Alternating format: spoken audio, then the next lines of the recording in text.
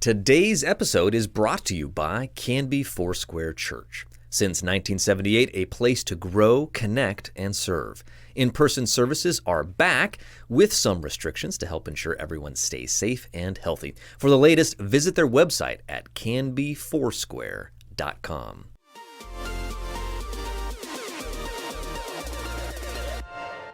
Welcome to Now Hear This Canby, your source for news. The threat of a possible teacher strike was avoided this week. There's a new, irresistibly cute creature winning over fans, and its name is Scootaloo. Sports. It's like Lucy in the football. You want to kick a field goal, if they take it away from you. We had to learn how to win. Goal can't be in the last second of the game! And interesting conversations. Because I'm one of the strongest girls ever, and I know that for a fact. I just really enjoy writing gossip as if I was a bear. With an old maid daughter that make the best moonshine in the coast. And if it would have hit me in the face, I think I would have died. I really do. I guarantee you would have died, man. Are you kidding me?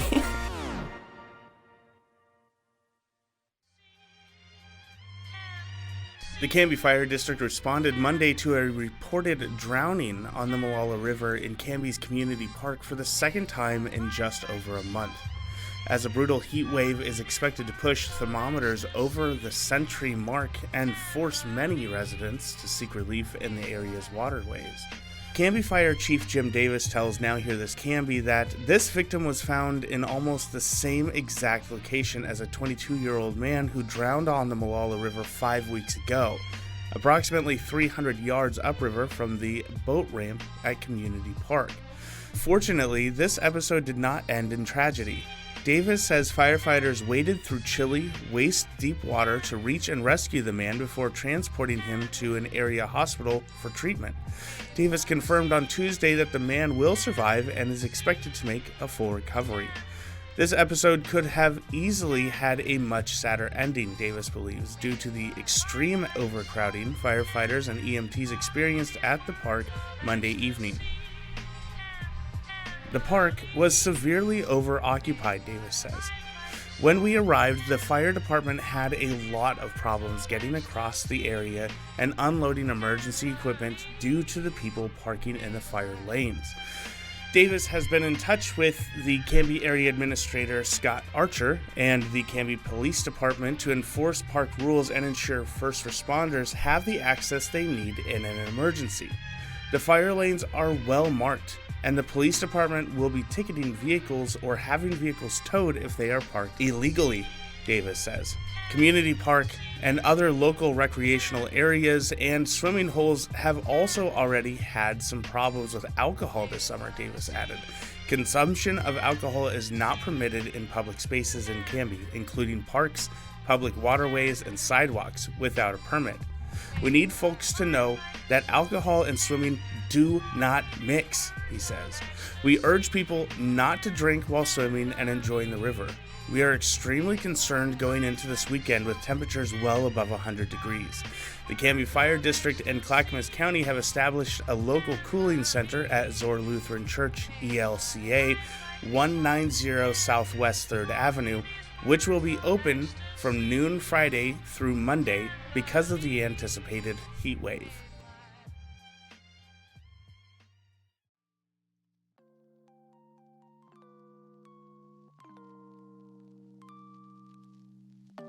In other heat-related news, Clackamas County Fire Districts have announced a strict burn ban due to extreme conditions brought on by soaring temperatures and low humidity. Both the Canby and Clackamas Fire Districts are at the extreme risk level for wildfires until further notice. This is critical fire weather, Clackamas fire officials said Wednesday, noting that their district's burn ban will be in effect through July 1st. Clackamas Fire encourages the public to exercise extreme caution when outdoors to help prevent the sparks that will cause wildfires. Big or small, the prevention of wildfires is everybody's responsibility. The ban prohibits backyard or open burning, including yard debris and branches, agricultural burning, and any other land clearing / swamp, waste, debris, or controlled burning. The burn ban does not prohibit small outdoor cooking, warming, or recreational fires, including portable or permanent fire pits and campfires. Recreational fires should be a maximum of 3 feet in diameter and 2 feet in height and fueled only by dry cut firewood. Barbecue grills and smokers with briquettes, wood chips, pellets, or propane are also permitted by the ban. There may be more restrictive open burning rules with the Oregon Department of Forestry boundary. ODF restrictions may include prohibitions on campfires, smoking, target shooting, powered equipment, motorized vehicles, and other public or private landowner and industrial fire restrictions. Outdoor fires in violation of the ban may be immediately extinguished by firefighters, and those responsible may be liable for the costs incurred per state law. For updated information, call the Canby Fire District's daily burn line at 503-266-1195.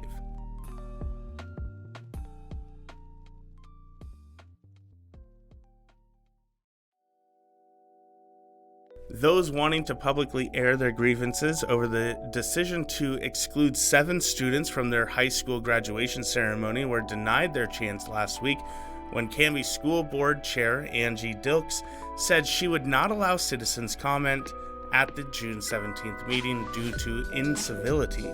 The school board's typical practice with regard to public comment involves requiring citizens to submit their remarks in advance to be reviewed by the chair. On previous occasions, Dilks has omitted comments she deemed at odds with the district's civility policy, which bars remarks that, quote, reflect adversity on the background, character, or motives of an individual.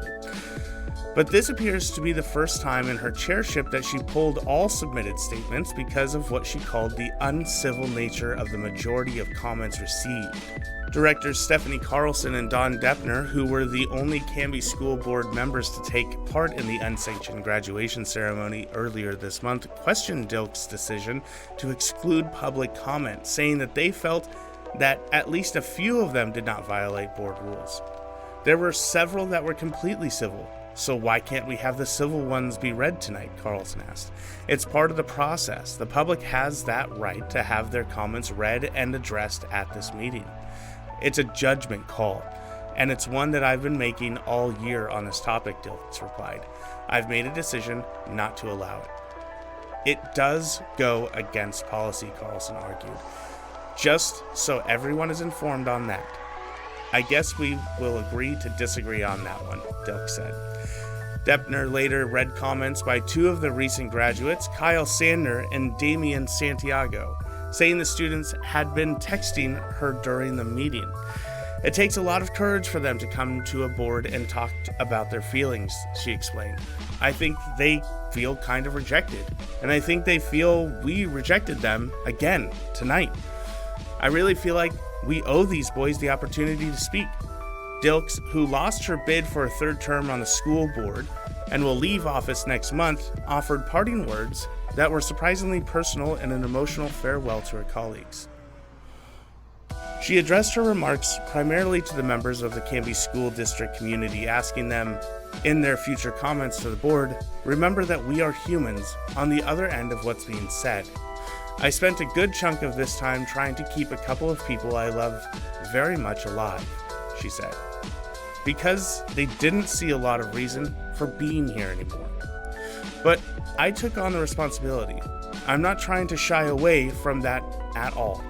I understand anger, I understand heartache. I've got plenty of that myself. There's that saying, be kinder than necessary because you never know what someone might be going through. I hope that's the spirit that we can go into the next school year with. The Canby Current and Now Hear This Canby obtained copies of the public comments that were submitted for the June 17th meeting through a public records request. You can go read them on our website, canbyfirst.com.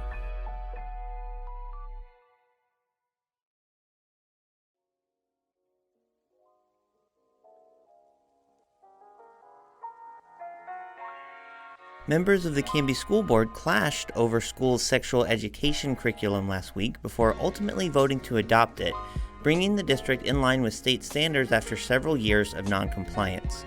The procedural vote was less consequential than it may seem at first blush. The district's curriculum, which includes the Great Body Shop for 6th through 8th graders and Character Strong for high school students, has already been the standard in Canby classrooms since it was adopted in 2011 following an in-depth community process.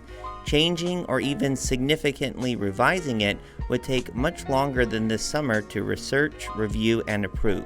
So the current curriculum was going to be the foundation for sex ed teaching in Canby classrooms during the 2021-22 school year, regardless of Thursday's vote. The question then was really about whether the Canby School Board wanted to move the district into compliance with the Oregon Department of Education's Division 22 rules for the first time since the state adopted new sexuality education standards in 2016. The curriculum will still be taught because it was adopted in 2011 by the Canby School District, Superintendent Tripp Goodall explained. The vote tonight is really about compliance. That said, much of Thursday's discussion centered on the sex ed curriculum and how it was being presented to Canby students and families. Director Stephanie Carlson and Dawn Deppner said they had concerns about several elements of the curriculum which they had both reviewed. I know that there are going to be parents that are not okay with some of the stuff that I looked at, Carlson said. We're here to represent the parents and the citizens, and yes, the standards are important, but the parents should have a final say in what their children are taught as far as sex ed is concerned. Goodall said the curriculum is available to parents to review, and parents have the option to exclude their children from any or all of the human sexuality lessons. Those students are given alternative activities to complete, he explained. As a parent, I take my role very seriously, Goodall said. So when I know that kind of curriculum is going to be presented to my son, I make a point of determining whether that's acceptable or not. I would encourage parents to really, again, take time to look at the curriculum and determine if that's what they want taught to their child. But Deppner and Carlson questioned how well this is communicated to families, saying parents have told them they were not aware they could review the lessons or opt their child out. As a parent, I had to pick my child up from middle school because of something she learned in health class that would probably be okay for every other student, but for her, it wasn't, Deppner said. I would have liked to have known that curriculum ahead of time because I know my daughter and it caused a lot of trauma. While both said there was much in the Great Body Shop that they found valuable, there were a few lessons they thought were inappropriate for preteens, including one in which 12 and 13-year-olds are taught how to put a condom on, according to Deppner.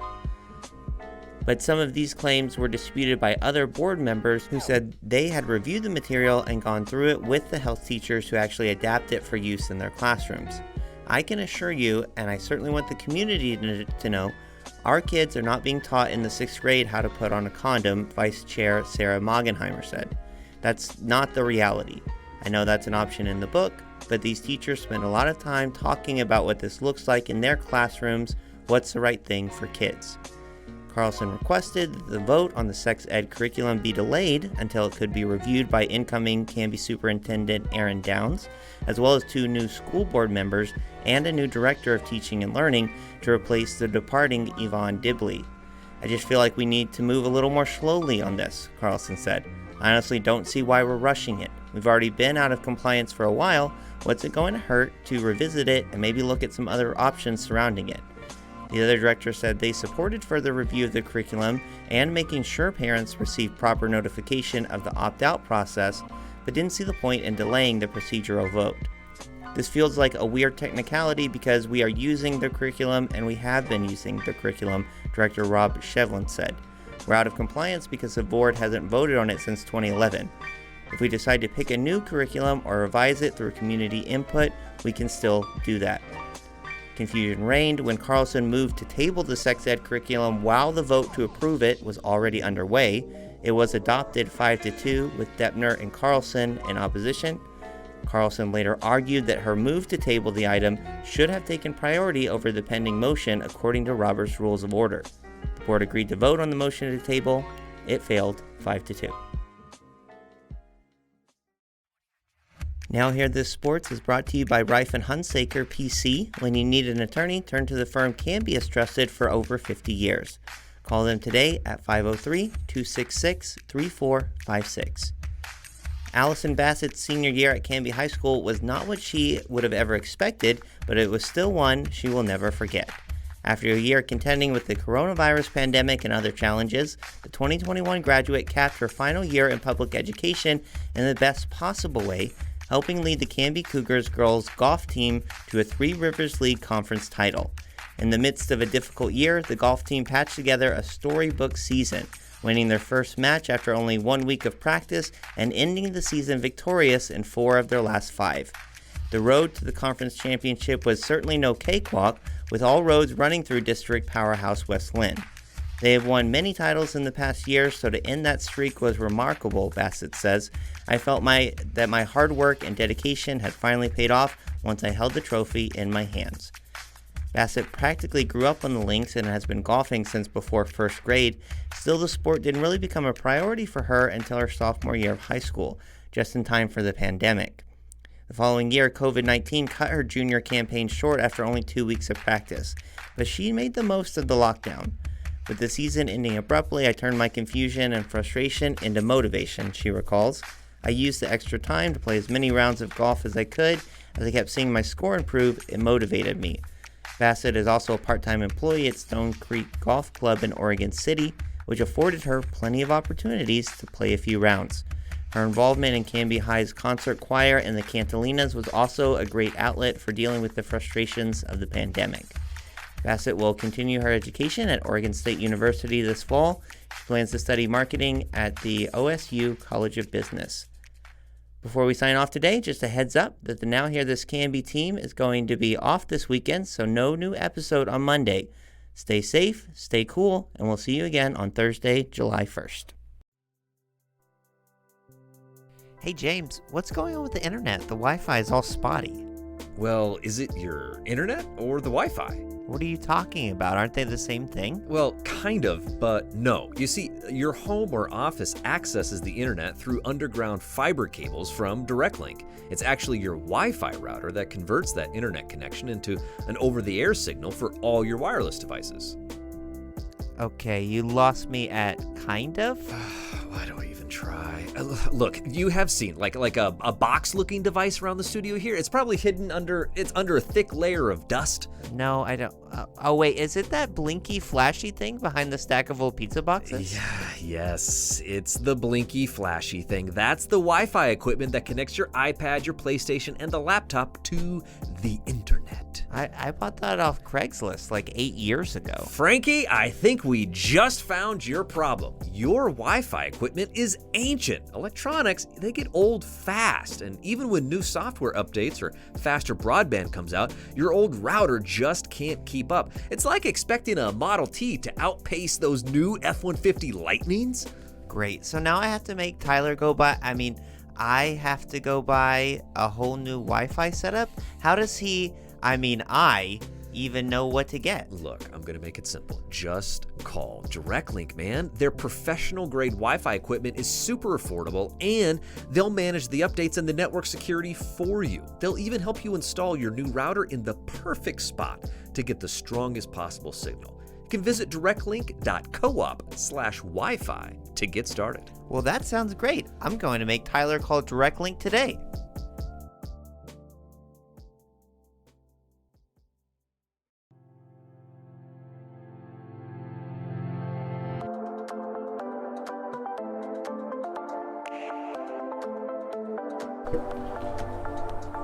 All right, my guest on the Canby Conversation today is Jason Grisham of JLG Creations. Hi, Jason. How you doing? I'm good, man. We're out here at your home and shop on South Casto Road. Tell us a little bit about yourself. I understand you grew up in this area out here. Yeah, so born and raised right here on site, and Canby alum. Right here in this garage. Yeah, exactly. exactly. No, so very fortunate. My parents had this place for 50 years.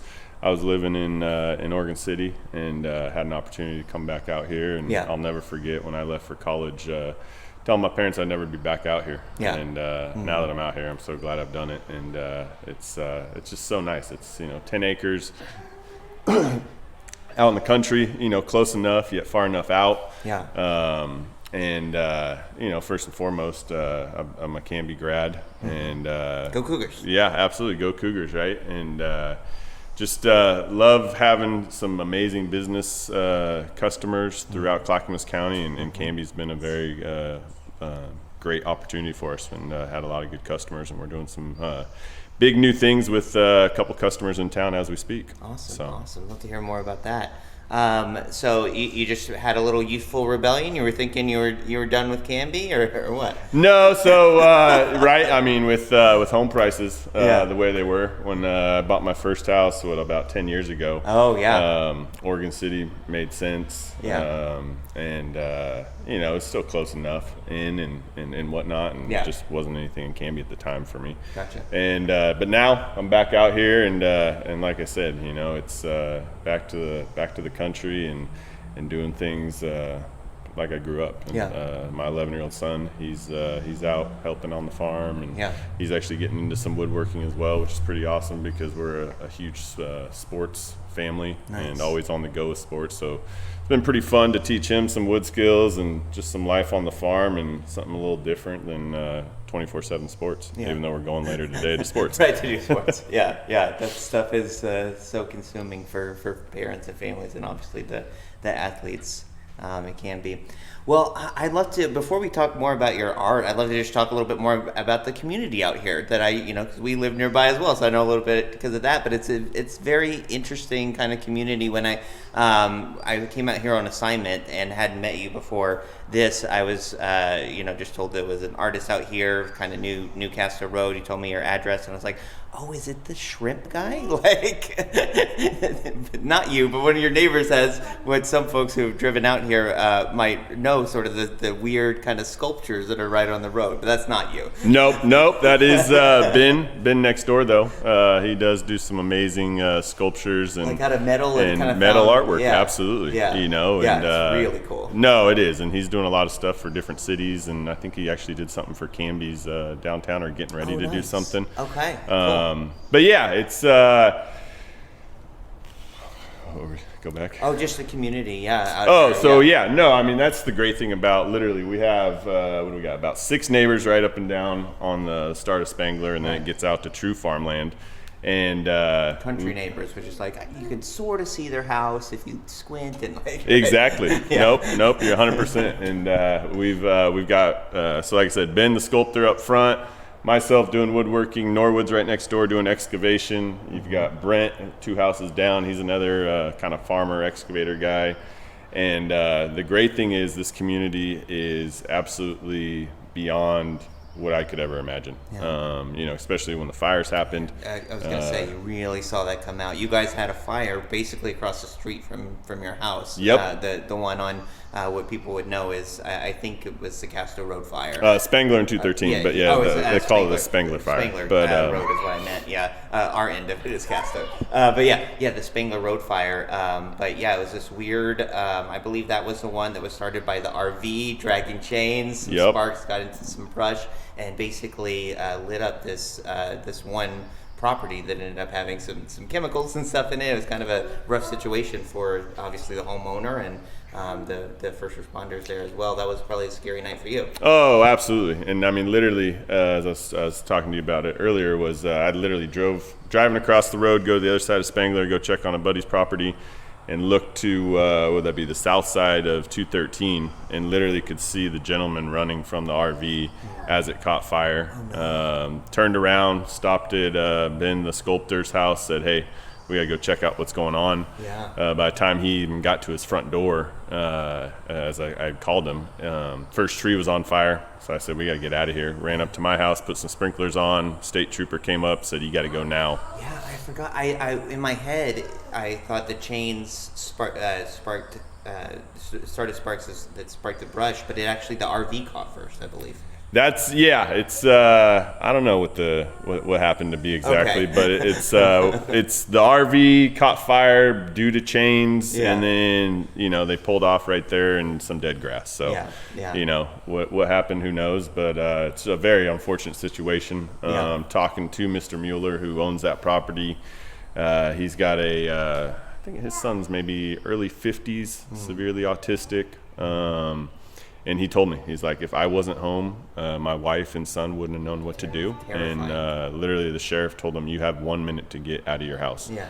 and they boot scooted out of there, and they're in the rebuilding phase now as we speak. They've cleared a lot of property, and I think they're roughly within 3 to 6 months of rebuilding from what I've heard, and we're all very fortunate. My dad passed away about 4 years ago, so he was definitely sitting looking over because there's no physical, scientific, whatever you want to call it, way that my house should be standing, because the winds were blowing 40, 50 miles an hour towards us with 5 acres on fire of a bunch of junk. So very fortunate. Right. And that goes back to the community real quick. I was going to say the neighbors were out kind of, I believe there was at least one person who was going up and down the road kind of putting out embers as he saw. Yeah, no, exactly. So Brent, he has about 3 houses down. Like I said, he's the kind of local farmer and just heavy equipment guy. Well, he has a 3,500 gallon water tanker, and he was actually running for the fire station going up to Leland, up there to Grandview Baptist Church, filling up. And we actually had an ember come over the top, and I was sitting up about a mile, was that east, I guess, and saw a big flame go up and thought, oh, that's my house or my neighbor Norwood's house. And it was a slash pile on Norwood's property, and Brent came up with the water truck and put it out, because the fire department said we have no manpower to go do it, so if you can make a swoop up there and put it out. And like I said, I mean, it was absolutely insane. Just the scariness of it, I guess, as you want to call it, but the community coming together, especially our neighbors. Then the looting started happening, and it was pretty cool. Me and a couple of neighbors, we kind of had these different pods, and we're just out checking people. And I mean, to have 15 cars with no license plates in 24 hours between 2 and 4 a.m. you just don't see that out here. And so it was really cool to see rural Clackamas County come together as a force and just watching out for their neighbors. And I can count probably 30 or 40 different people I've talked to that I never met my neighbor until that day. And so it was really cool to see the community come together and really help each other out, and at the end of the day, meet your neighbor, right? I mean, everyone in town, they they walk out door and there's their neighbor right there, and they get to know them and talk to them. And like you said when we started, you can kind of see your neighbor through the woods, and but everyone really stepped up and helped out, which was amazing. There's out here you're not as physically close to them, and you're folks tend to be more independent, and there's not as much of a need, except in a crisis, to really reach out. I mean, you also had the ice storm a few months later. Oh, absolutely. That knocked this whole area out for almost 2 weeks for power. Right. No, it was. A lot of us are on wells, so that means no water either. Yep. Yeah. No, and that's exactly. I mean, that's everyone's talking about it, and they don't think about that. They're like, oh, you still have water and everything. Well, you're 100% right. We're all on well out here, and no power means no running water, and means no electricity, obviously, and.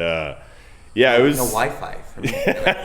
Right? That's like. Oh, absolutely. But I mean, it's kind of funny, but it's also like, how do I do what I do? Like, No, you're 100% right. My shop. I mean, I got put back about between the two instances about 3 weeks, 4 weeks. The ice storm put us back about 3 weeks to be exact. And it is, I mean, everyone jokes about, hey, I'm going to go live off the grid. Well, I think we've all become so accustomed, especially with COVID, right, of hanging out on our phones or internet or whatnot. And, it was, same time it was nice a little bit, but definitely take some things for granted, especially water and power, and heat. I mean, right, that ice storm. No, I'm a fan of camping, but I like it to be planned. Exactly, 100%. And maybe fewer than 12 days, but right. 10 minutes in or so, let's chat about what we came out here to talk about, right? Absolutely. Tell me about JLG and your history with that, how you got into it, and what do you do, basically, first of all? No, absolutely. So, what we do is custom woodworking. Mm-hmm. What we love doing is bringing people's ideas to life. Mm-hmm. We go in and meet with a customer, and they kind of have a vision of what they'd like to do, and we kind of just walk them through the process of everything we colors, doors, styles, etc. Mm-hmm. And then bring that idea to life. And how it really started was about 4 years ago when I took over my property, my family's property that I grew up in. Mm-hmm. Remodeled the whole entire house, gutted the whole thing, and there was natural cedar from 50 years ago in all the closets. Wow. And living on 10 acres here, I have that kind of farm style house going on, rustic decor inside, and so I started making some barn doors. And having some barbecues, parties, having friends over, the wives and people were saying, hey, you should do this kind of, and I was like, yeah, really? And they're like, no, absolutely, it's the whole style. And fast forward 4 years, here we are, and it's become a full-time job. We got one employee, and we're doing a lot of fun things. Like I said, our bread and butter is barn doors, but we're starting to branch out into some new things. We just did a giant accent wall, which I'll give you guys some photos of. Nice. Doing a big bar in Canby, actually, a 7x7x7 U-shaped bar. But kind of do everything. Do some bat flags. I was fortunate to play college baseball. Played that is cool. baseball in Canby Nice. for the high school, 03 grad again. And it was something I've always wanted to do, and I saw it about 8-9 years ago. Couldn't figure out how to cut a bat in half, right? Yeah, so they're cut in half. And actually, right down long ways. Local small businesses, helping local small businesses. I reached out to a buddy, Nick Sigler, also a Canby alum grad. Ben Sigler, his brother's I believe a local realtor. And anyways, Nick and his wife own a sawmill out in where is that? Out in somewhere up Barlow, kind of, or out a little bit further. I can't think of exactly, but. Reached out to him, said, hey, how can I do this? So he makes me a jig, and I just send all my bats to him, and he cuts them up for me, and then we bring it back and paint them all up and whatnot. You glue them together or screw them? So glue the backs, and then everything's stapled, four to five staples per bat. Gotcha. Cool. It looks really neat. Yeah, it's something different and unique, and a lot of baseball lovers absolutely love it. We've probably produced about 30 or 40 of those. And then you baseball stadium should be required. I agree. I would love that. Absolutely. Let's you be my sales guy when you go. That should be in the Constitution. I don't. Absolutely. So you do obviously some art like that, but it sounds like your bread and butter, your main thing is kind of these functional, kind of large scale, wood based. More unique kind of accent pieces inside of construction or remodels. So 100%. What it all comes down to, and I would say 85% of the business has been a barn door. So we've gone anywhere from a pantry barn door to a lot of master barn doors where the husband or wife's getting ready in the morning, and some houses just for some reason never had a door there. It's just an opening. And the closet, for instance, is you turn on the light and the wife's getting ready, husband's still laying there and sees the bright light, so now we're closing that off. We've done a lot of French doors, a lot of bypass doors, and I would say a majority of it is absolutely barn door. And I mean, like I said, that's our bread and butter and what we really specialize in. And it's just been a great, fun process. Like I said, we've been very, very fortunate with some amazing customers. Barn doors are great. They obviously look really cool, but they also have a lot of use in design, right? When you have like a narrow space that doesn't have an opening, have this space needed to do a traditional door. I'm moving my hands, which you guys can't see, but a traditional swinging door, and you don't have to open the wall up to install like a sliding door. Nope, you're absolutely right, and I mean just pure functionality of it doesn't take up space of a swing like a normal swinging style door. The barn door, as long as you have the space for it to slide open, exactly takes that space open, and it's also kind of an art piece. For a lot of people, just they look really cool. Take the color. What's going on, Brett? Take whatever color they want, whatever style, and I mean, I'd say 80% of the doors just stay open as an art piece.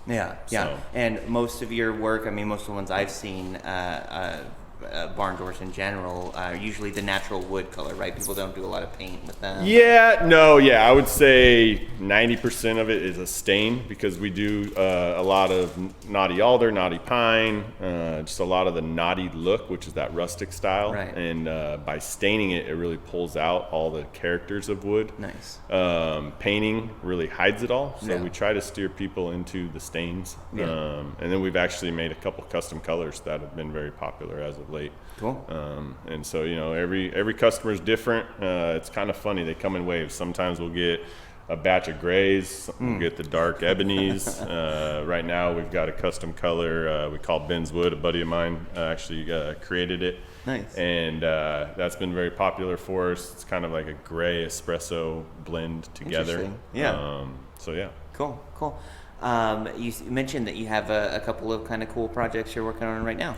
Yeah, so as we're currently in, we just wrapped up a huge, about 95 orders, give or take. Not all.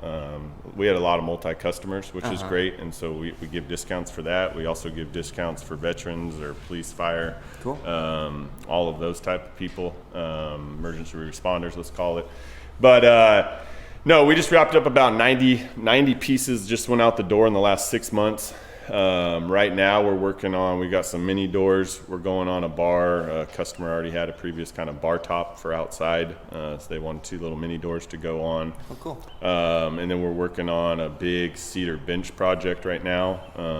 Customer, they've just built this beautiful pergola with fire pit, and it's something you just put out on a lake, and what you always see in the magazines, they just built this, and so we're putting these little accent cedar benches all the way around that all tie together. Then we've got a big 4-pane glass door coming down the pipeline here in the next 2 weeks or so. Oh, cool. And we just wrapped up a massive, almost 17-foot accent wall with a big window in the middle. Nice. It was on a 2-story house.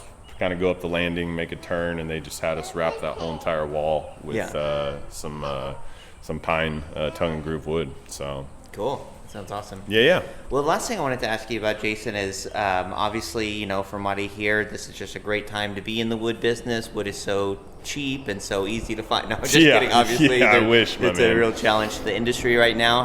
How's that affected you? How are you handling that? So 2 things. Right, COVID, as we all know, it's here, and for construction purposes, it's been a blessing for us. A lot of more people than I think expected. I think the expectation when COVID first hit was construction was going to be one of the industries that got really shut down. But turns out a lot of people being working from home or being shut in their homes decided, I'd like to do some remodeling. No, you're absolutely right. You're absolutely right. Is everyone's updating their house, right? I still think going forward, we've all come to a custom of learning how to work from home, and you might not have to go in the office as much. So a lot of people are updating their homes. And I'll never forget talking to Acacia at Canby Builders, where I get a lot of our material.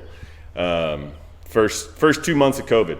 Oh man, it is just crazy, right? All these DIYers are coming in, and they're so accustomed, all these contractors. Okay, here's my order. Right. Pop. Right. Well, now it's turned into, she's like, oh my gosh, this is overwhelming. Oh, Everyone's coming in. A lot of more hand holding than she's doing. No, absolutely. But the team down at Canby Builders is absolutely phenomenal. Yeah.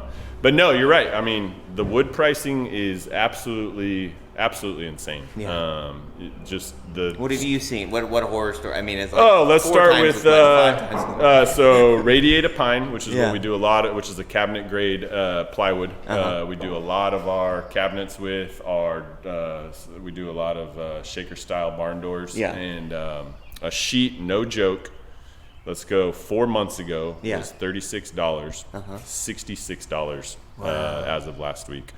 Wow. Just look at OSB. Not that we do any OSB, but that's a good eye to keep on things. And that went from $38, let's call it in February, to $78 last week. Wow, double. It is absolutely a quarter. That's insane. Our pine boards that we're using, they've doubled in the last 4 to 6 months. And so the hardest thing though is the inventory. Is just there's no inventory available.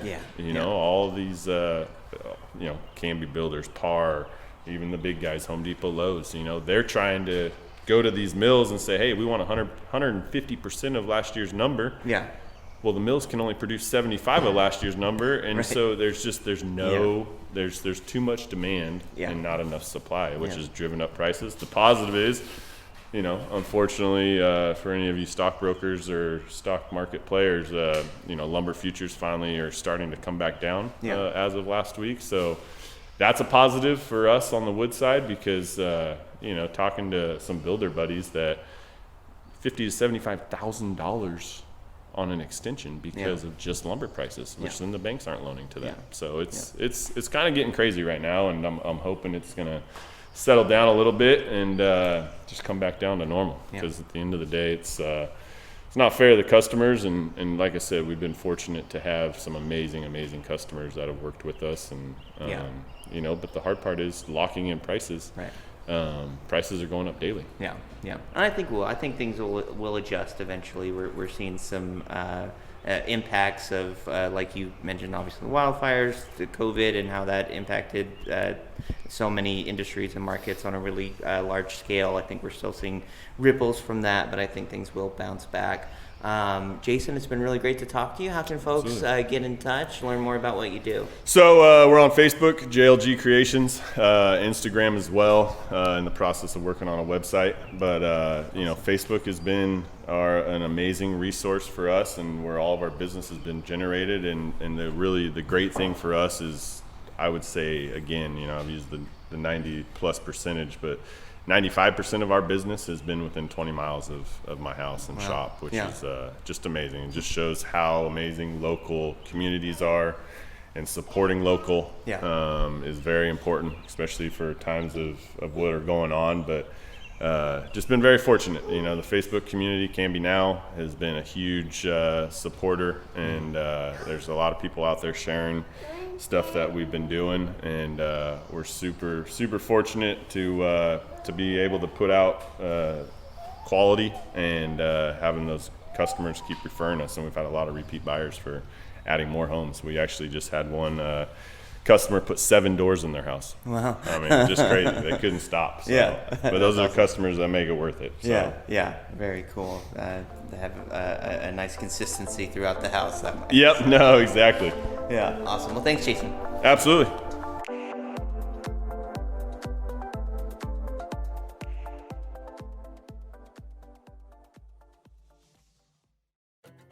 Joining us now is Donna Ellison of Ellison Team Homes, a firm serving all across the Portland metro area with 3 realtors based right here in Canby. Donna, can you tell us how Ellison Team Homes started? I started in real estate. I grew up with my dad. He was a realtor. So I'm a second-generation broker, and I grew up with him on weekends. And I learned a lot, eventually working with him for several years and then going out on my own. Our family moved to Canby a couple of years ago, but we really didn't know how it was going to go. And within the first probably 3 months of being here, we literally fell head over heels in love with this place. We love the community, the spirit here. The first Christmas at Waite Park, I was literally crying because everybody was walking around saying Merry Christmas, and people were drinking hot chocolate, and we got in a carriage ride with the horse, and it was just too much. You just realize it's special here. Real estate's always been my passion. It is my professional love. I enjoy the people, the relationships. So much comes out of kind of the intensity that you spend with people. You're really up in their business for a period of time, and sometimes it's a couple months, sometimes it's a couple years, sometimes it's a lifetime. I feel very blessed at this point to have people that have been with me for almost my entire career. Clients that have bought and sold maybe 2, 3, 4, 5 homes. I have one client that's bought and sold 8 homes with me. 3 generations. It's a beautiful business. It makes for a very full life. How can people find you? How can they not, really? We have a website, www.ellisonteamhomes.com. Well, thank you, Donna. Thank you for having me.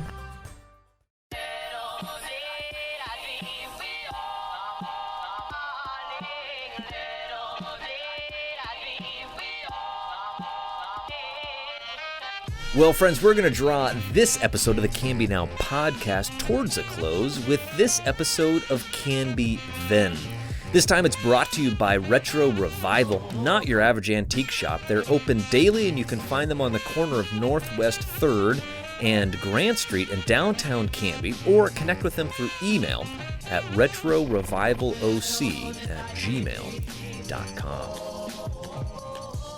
They say all's fair in love and war, but that doesn't necessarily mean all's love in war and fair. Indeed, a war of words was fought in 1908 over control of the fledgling Clackamas County Fair, and Canby was the winner.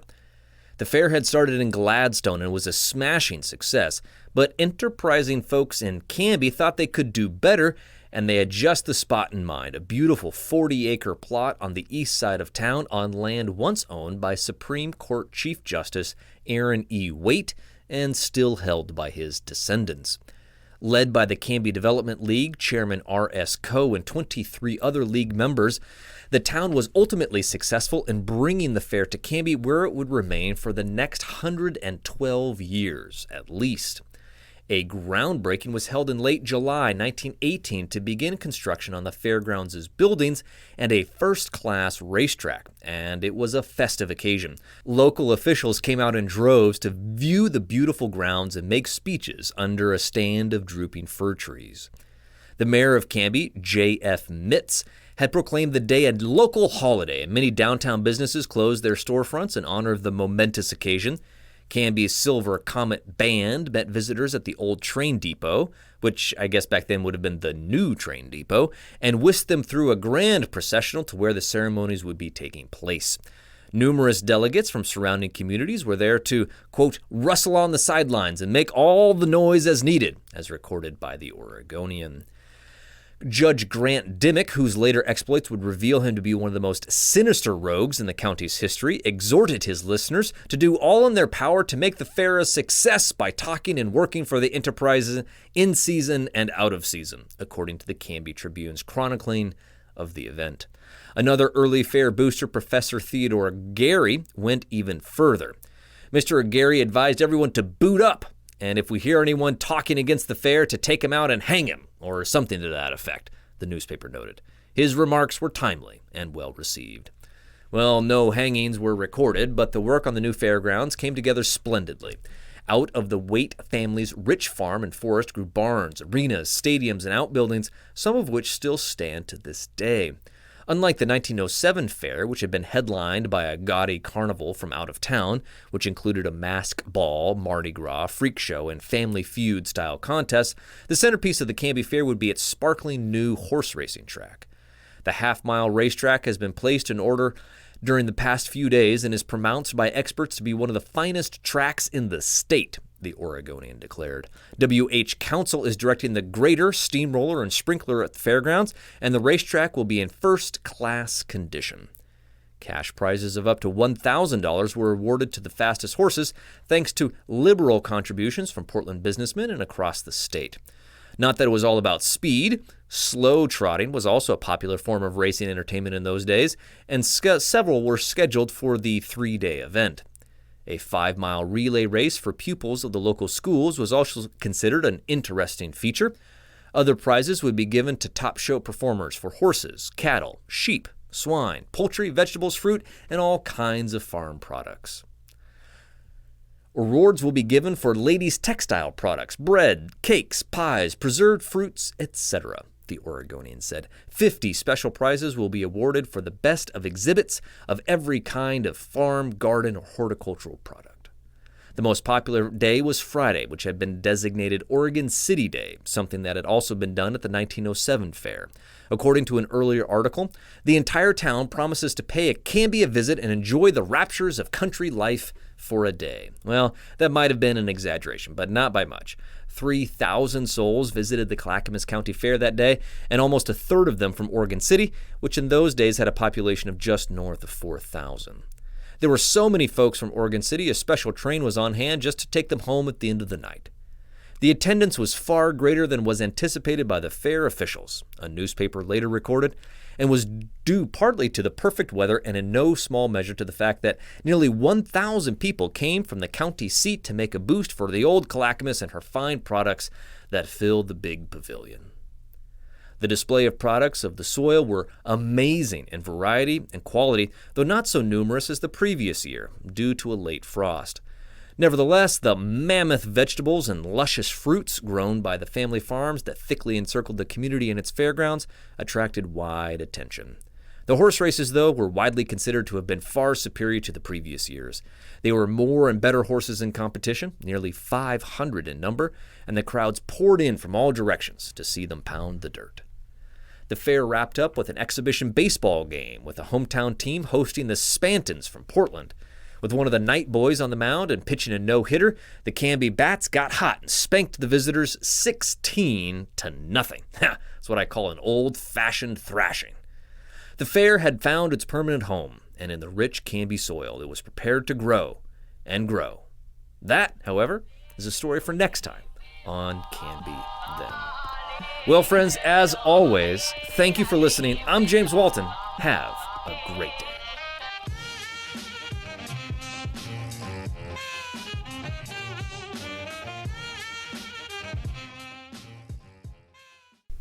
Tyler, did you know that the Australian lyrebird can mimic any sound that it hears, even chainsaws? No, that's super interesting. Did you know that a baby puffin is called a puffling? Or that baby sea otters can't swim, so their moms wrap them up in pieces of kelp until they learn how to paddle? Wait, do you know any trivia that isn't like animal related? Not really, but here's some stuff you may not know about the Wild Hare Saloon, where Canby goes to eat and have fun. Okay. The Wild Hare is one of Canby's longest running locally owned restaurants. Owners Joan and Darren Moden have been in business for 16 years. That's cool. Yeah, heck, you were just a baby back then. Wait, what? And they love to give back. They've been members of the Canby Chamber for that long, and they donate over $20,000 to local sports, FFA programs, and civic organizations each year. Wow, I'm legitimately caught off. That's cool. Yeah, they also support more than 30 jobs in the community through their award-winning staff, some of them as young as 18. Hey, that's older than you are.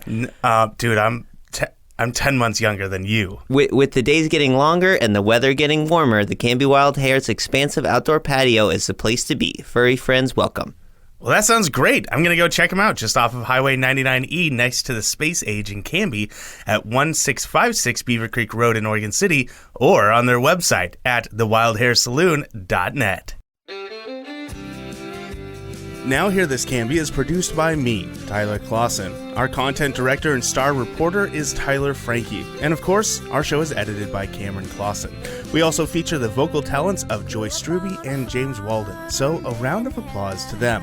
The song that you're hearing right now is Canby by singer-songwriter Olivia Harms, used with her permission. To find more work from her, you can visit her website olivia13.com. Now Hear This Canby is dedicated to preserving independent local journalism and redefining local news with our fun, fresh, and energetic brand of storytelling.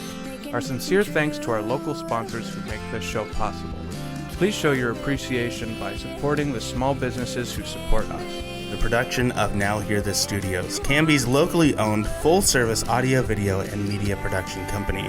Our mission is to produce the best content in the universe, and we'd love to help you do it. Find us online at nhtstudios.com.